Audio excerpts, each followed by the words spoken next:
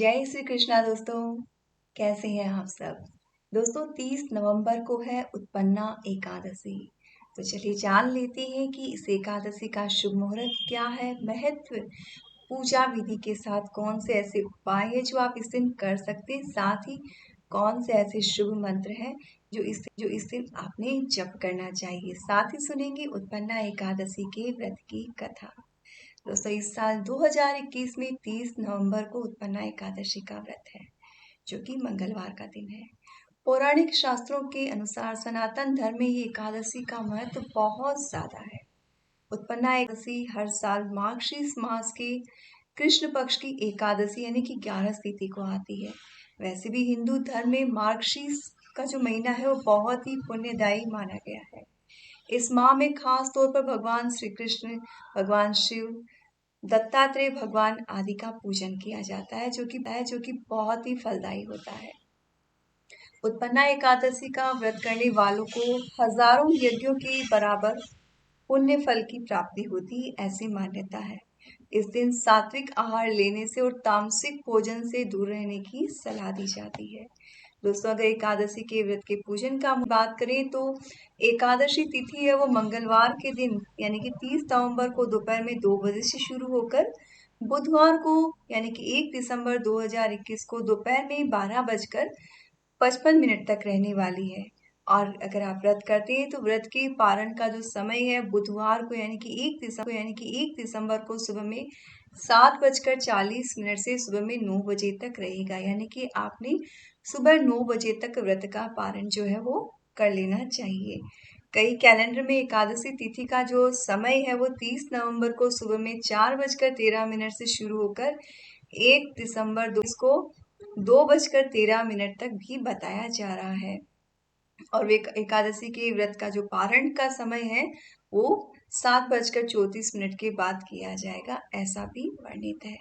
दोस्तों अगर एकादशी के व्रत के पूजन की बात करें तो आपने दशमी तिथि से ही व्रत को शुरू कर लेना होता है। शाम के बाद में आपने कोई तामसिक भोजन नहीं करना होता है। जहां तक हो दशमी की रात को आपने भोजन नहीं करना चाहिए, चावल तो बिल्कुल भी भूलकर नहीं खाना चाहिए। दशमी की रात को बहुत अच्छे से ब्रश करके भगवान श्री विष्णु का ध्यान करते हुए आपने सोना चाहिए। और एकादशी के दिन उठकर स्नान आदि करके आपने अपने घर के मंदिर में दीप प्रज्वलित करके व्रत का संकल्प लेना चाहिए, ताकि आपका व्रत निर्विघ्न जो है वो पूरा हो जाए। फिर भगवान श्री विष्णु को आपने गंगा जल से अभिषेक करना चाहिए। आप अगर षोडशोपचार या पंचोपचार पूजा करना चाहते हैं तो उनकी डिटेल वीडियो आपको डिस्क्रिप्शन में मिल जाएंगे। और पूरी विधि विधान से पूजा करने के साथ एक चीज का ख्याल रखें कि पूजा में तुलसी दल जो है वो आपने जरूर से रखना चाहिए। फिर भगवान की आरती करें। भगवान को सात्विक चीजों का आपने भोग लगाना चाहिए। भोग में तुलसी दल जरूर से शामिल करना चाहिए। इस दिन आपने तुलसी जी की पूजा और तुलसी जी की परिक्रमा जरूर से करनी चाहिए।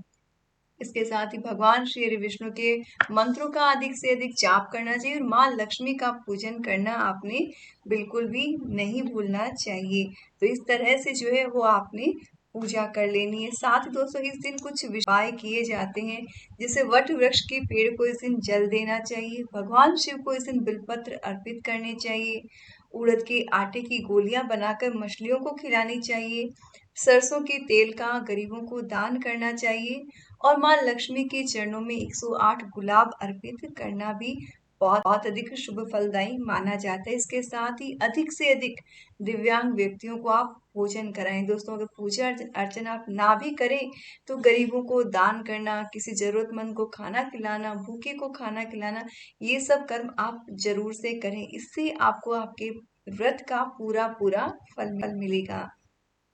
इस दिन के मंत्रों की अगर बात करें तो इस दिन आप भगवान श्री विष्णु के 12 अक्षर मंत्र ओम नमो भगवती वासुदेवाय का जप कर सकते हैं। इसके अलावा ओम विष्णवे नमः, श्री कृष्ण गोविंद हरे मुरारी, हे नाथ नारायण वासुदेवा, इस मंत्र का जाप कर सकते हैं। ओम नमो नारायणाय, ओम नारायणाय नमः, या मां लक्ष्मी के मंत्र ओम श्रीम ह्रीम श्रीम कमले कमलालय प्रसिद्ध श्रीम ह्रीम श्रीम ओम मां लक्ष्मी नमः, इस मंत्र का भी जाप कर सकते हैं। या अगर इस मंत्र को बोलने में कठिनाई तो छोटा मंत्र जो है ओम श्रीम ह्रीम क्लीम श्री सिद्ध लक्ष्मी नमः इस मंत्र का भी आप जाप कर सकते हैं, या ओम श्री नमः से भी आप मंत्र का जाप कर सकते हैं। इसके अलावा भगवान श्री कृष्ण और शिव जी के मंत्रों का भी आप जरूर से जाप करें। और पीपल की 108 परिक्रमा भी इस दिन करना बहुत अधिक शुभ फलदायी माना जाता है। ये तो हो गई पूजन कर्म और उपाय। अब हम सुन लेते हैं एकादशी के व्रत की। पौराणिक कथा के अनुसार सतयुग में मून नाम का दैत्य उत्पन्न हुआ। वह बड़ा बलवान और भयानक था।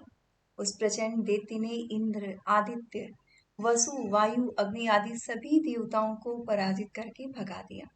तब इंद्र सहित सभी देवताओं ने भयभीत होकर भगवान शिव से सारा व्रत सुनाया और बोले, हे कैलाशपति, मूर दैत्य से भयभीत होकर सब देवता मृत्यु लोक में फिर रहे हैं।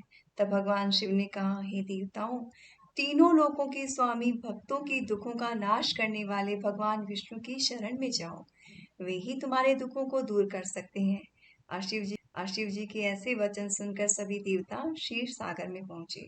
वहां भगवान को शयन करते देख हाथ जोड़कर सबने उनकी स्तुति की और देवताओं द्वारा स्तुति करने योग्य प्रभु, आपको बारंबार नमस्कार है। देवताओं की रक्षा करने वाले मधुसूदन, आपको नमस्कार है। आप हमारी रक्षा करें। दैत्यों से भयभीत होकर हम सब आपकी शरण में आए हैं। आप इस संसार के कर्ता, माता पिता, उत्पत्ति पालन करता और संहार करता है। सबको शांति प्रदान करने वाले हैं। आकाश पाताल भी आप ही हैं। सबके पितामह ब्रह्म, सूर्य, चंद्र, अग्नि, सामग्री, होम, आहुति, मंत्र, तंत्र, सब यज्ञ, यजमान, यज्ञ, कर्म, कर्ता, भोक्ता, सब कुछ आप ही हैं। आप सर्वव्यापक हैं। आपके सिवा तीनों लोकों में जड़ तथा अजर कुछ भी नहीं है। हे भगवान, दैत्यों ने हमको जीतकर स्वर्ग से भ्रष्ट कर दिया है और हम सब देवता इधर उधर भागे भागे फिर रहे हैं। आप इन दैत्यों से हम सभी की रक्षा करें। इंद्र के ऐसे वचन सुनकर भगवान विष्णु कहने लगे, हे इंद्र, ऐसा मायावी दैत्य कौन है जिसने सब देवताओं को जीत लिया है? उसका नाम क्या है?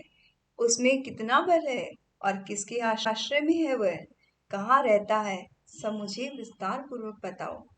भगवान के ऐसे वचन सुनकर इंद्र बोले, भगवान, प्राचीन समय में नाड़ीजंग नाम के एक राक्षस था। उसके महापराक्रमी लोक विख्यात मूर नाम का एक पुत्र हुआ।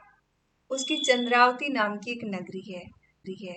उसी ने सभी देवताओं को स्वर्ग से निकालकर वहां अपना अधिकार जमा लिया है। उसने इंद्र, अग्नि, वरुण, यम, वायु, ईश, चंद्रमा, नृत्य आदि सबके स्थान पर अपना अधिकार कर लिया है। सूर्य बनकर वह स्वयं ही प्रकाश करता है, स्वयं ही मेघ बनकर बैठा है और सबसे अजय असुर निकंदर उस दुष्ट को मारकर देवताओं को अजय बनाइए। ये वचन सुनकर भगवान ने कहा, हे देवताओं, मैं शीघ्र ही उसका संहार करूंगा। तुम चंद्रावती नगरी जाओ। इस प्रकार कहकर भगवान सहित सभी देवताओं ने चंद्रावती नगरी की ओर प्रस्थान किया। उस समय दैत्य मूर सेना सहित युद्ध भूमि में गरज रहा था।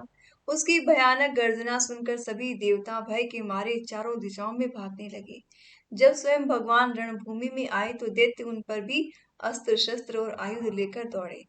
भगवान ने उन्हें सर्प के समान अपने बाणों से बींध डाला। बहुत से दैत्य मारे गए, केवल मूर बच गया। वह अविचल भाव से भगवान के साथ युद्ध करता रहा। भगवान जो जो भी तीक्ष्ण बाण चलाते, वह उसके लिए पुष्प सिद्ध होता। उसका शरीर छिन्न भिन्न हो गया, किंतु वह लगातार युद्ध करता रहा और दोनों के बीच मल्लयुद्ध भी हुआ। 10,000 वर्ष तक उनका युद्ध चलता रहा, किंतु मूर नहीं हारा। थककर भगवान बद्रिकाश्रम चले गए।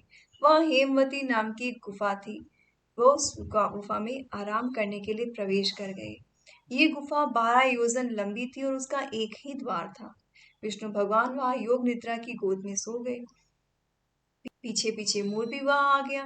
भगवान को सोया देखकर वह मारने को उद्यत हुआ। तभी भगवान के शरीर से बड़ी कांतिमय रूप वाली एक देवी प्रकट हुई। देवी ने राक्षस मूर को ललकारा, युद्ध किया और उसे तत्काल मौत के घाट उतार दिया। श्रीहरि जब योग निद्रा की गोद से उठे तो सब जानकर उस देवी से कहा कि आपका जन्म एकादशी के दिन हुआ है, अतः आप उत्पन्ना एकादशी के नाम से पूजी जाएंगी। आपके भक्त वही होंगे जो मेरे भक्त हैं। और उसी दिन से एकादशी का व्रत जो है वो शुरू हुआ। जो लोग एकादशी का व्रत स्टार्ट करना चाहते हैं उन्हें उत्पन्ना एकादशी से एकादशी का व्रत शुरू करना चाहिए। और दोस्तों, अगर आप व्रत करते हैं तो शाम की पूजन अर्चन के बाद में ही सागार का जो भोजन होता है वो आपने करना चाहिए। एकादशी के दिन भूल कर भी अन्न ग्रहण नहीं करना चाहिए। और पारण करते समय भी कुछ नियम होते हैं, उसका डिटेल वीडियो आपको मिल जाएगा। लेकिन ख्याल रहे, जब भी आप व्रत का पारण करें तो जल और तुलसी दल के साथ आप व्रत का पारण करें।